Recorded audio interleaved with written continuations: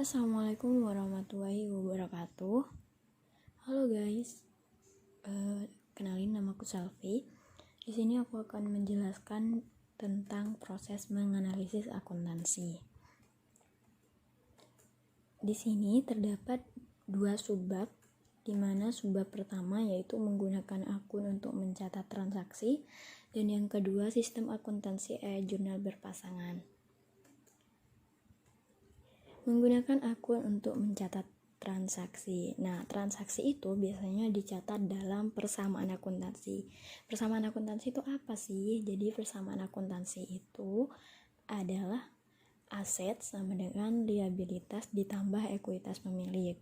Namun bentuk ini dianggap tidak efisien dan tidak praktis untuk perusahaan yang harus mencatat dan merangkum ribuan atau jutaan transaksi setiap harinya. Nah, oleh karena itu sistem akuntansi ini dirancang untuk menunjukkan kenaikan dan penurunan setiap elemen persamaan akuntansi di catatan sendiri. Nah, catatan ini disebut akun. Akun itu apa sih? Jadi akun itu merupakan tempat dalam mencatat transaksi keuangan yang mempengaruhi keseimbangan harta, utang, liabilitas, dan modal. Nah, akun dibagi dua, yaitu ada akun real. Akun real merupakan kelompok akun yang dilaporkan dalam neraca. Nah, neraca ini merupakan laporan keuangan yang hanya memuat jenis-jenis saldo harta, kewajiban, dan modal. Adapun akun nominal yang dilaporkan dalam laporan laba rugi. Nah, jenis akun ini terdapat dua akun, yaitu pendapatan dan beban. Nah, untuk penggolongan akun secara lebih rinci bisa dilihat di sini, yaitu terdiri dari akun harta, akun kewajiban, akun modal, akun pendapatan, dan akun beban.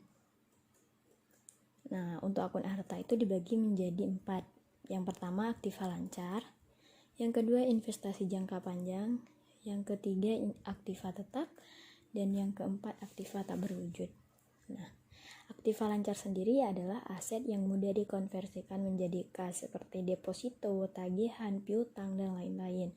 Nah, selanjutnya investasi jangka panjang. Nah, investasi jangka panjang ini adalah suatu penanaman modal di dalam perusahaan lain dalam waktu yang panjang. Nah, tujuannya untuk memperoleh laba atau keuntungan.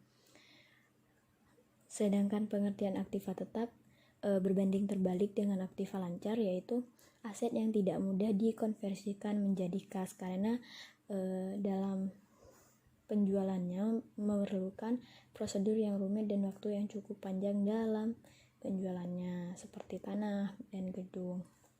Terakhir ada aktiva tak berwujud. Nah, aktiva tak berwujud ini adalah suatu hak istimewa yang dimiliki perusahaan dan memiliki nilai namun tidak memiliki bentuk fisik. Seperti itu. Nah, di sini aku udah sediain tentang contoh-contoh akunnya. Dimana untuk akun aktiva lancar terdapat kas, piutang usaha, persediaan barang dagangan, beban dibayar di muka, perlengkapan, dan seterusnya. Untuk investasi jangka panjang terdapat saham dan obligasi. Nah, adapun aktiva tetap yaitu gedung, tanah, mesin, kendaraan, dan peralatan. Untuk aktiva tak berwujud terdapat 4 contoh, yaitu goodwill, hak paten, hak cipta, merek dagang, dan lainnya. Selanjutnya ada akun kewajiban. Nah, dapat dilihat di sini bahwa akun kewajiban adalah segala keharusan ekonomi yang dimiliki perusahaan di masa mendatang dalam bentuk penyerahan aktiva dan atau jasa sebagai akibat dari kegiatan usaha yang sudah dilakukan. Nah, akun kewajiban ini dibagi dua, ada utang lancar, ada utang jangka panjang. Utang lancar ini biasanya utang yang pelunasannya kurang dari 1 tahun, sedangkan untuk utang jangka panjang adalah kewajiban yang pelunasannya lebih dari 1 tahun. Selanjutnya ada akun modal. Nah, modal sendiri artinya adalah selisih antara harta dan kewajiban dan merupakan hak pemilik perusahaan atas sebagian harta perusahaan. Nah, modal ini dipengaruhi oleh 4 faktor, yaitu beban, investasi, prive, dan pendapatan.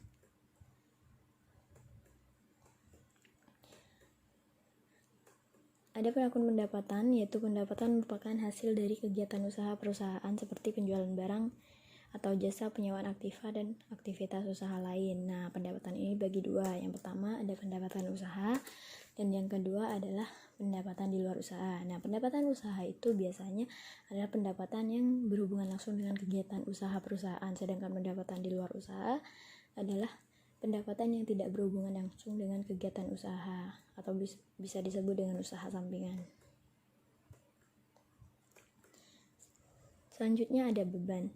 Beban adalah pengorbanan yang terjadi selama melaksanakan kegiatan usaha untuk memperoleh pendapatan.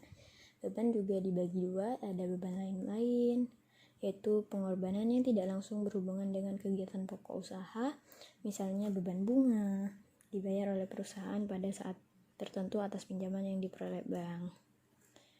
Ada beban usaha, yaitu pengorbanan yang langsung berhubungan dengan kegiatan usaha seperti beban sewa, beban listrik, beban. Intinya beban-beban yang berhubungan langsung dengan kegiatan usaha.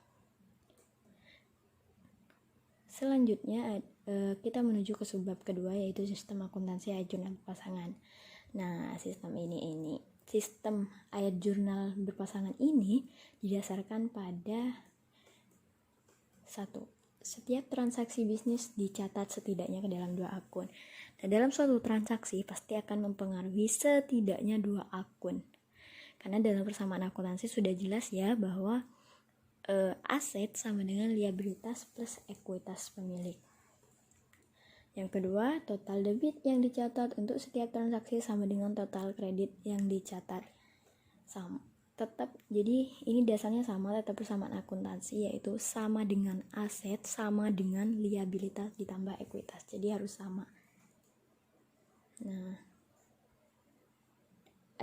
jadi dalam setiap akun itu memiliki tempat ketika dia bertambah dan berkurang dia akan dicatat di mana. Ada peraturannya sendiri.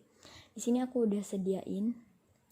Jadi ketika aset itu bertambah maka dia akan dicatat di debit, dan sebaliknya ketika dia berkurang akan dicatat di kredit. Nah, berbanding terbalik dengan liabilitas dan ekuitas pemilik. Ketika mereka bertambah mereka akan dicatat di debit, sedangkan ketika mereka berkurang mereka akan dicatat di kredit. Akun laporan laba rugi. Nah, akun laporan laba rugi ini adalah laporan yang menyajikan selisih pendapatan dan beban. Seperti yang aku bilang di awal bahwa akun ini memuat akun nominal, yaitu beban dan pendapatan. Nah, untuk pendapatan sendiri ketika dia bertambah maka dia akan mengalami penurunan dan dicatat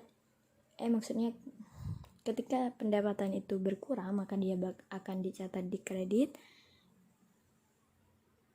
Ketika pendapatan itu berkurang maka dia akan dicatat di debit, sedangkan ketika dia bertambah maka dia akan dicatat di kredit. Sedangkan akun beban ketika dia bertambah dia akan dicatat di debit, sedangkan ketika dia menurun dia akan dicatat di kredit. Gimana sih proses untuk menganalisis transaksi dengan menggunakan sistem ayat jurnal pasangan? Di sini aku udah tulis prosesnya. Yang pertama, kalian harus baca dengan teliti uraian transaksi untuk menentukan akun-akun yang terpengaruh oleh transaksi. Jadi dalam suatu transaksi pasti setidaknya terdapat 2 akun yang terpengaruh, baik itu dalam akun yang sama maupun akun yang berbeda. Untuk setiap akun terpengaruh oleh transaksi, tentukan apakah saldo akun itu naik atau turun. Nah, jadi penentuan ini digunakan untuk pencatatan di kredit atau debit karena setiap akun memiliki pencatatan yang berbeda dan posisinya.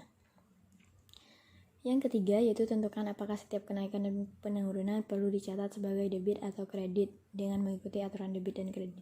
Seperti yang aku bilang tadi bahwa setiap akun memiliki posisi pencatatannya masing-masing ketika mereka bertambah ataupun berkurang.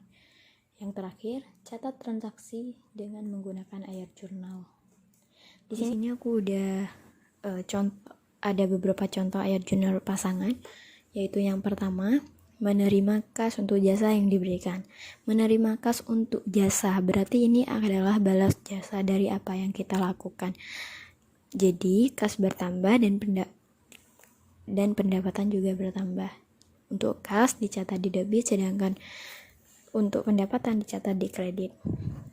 Jasa diberikan secara kredit berarti kita memberikan jasa kepada orang lain, namun orang lain belum membalas jasa kita.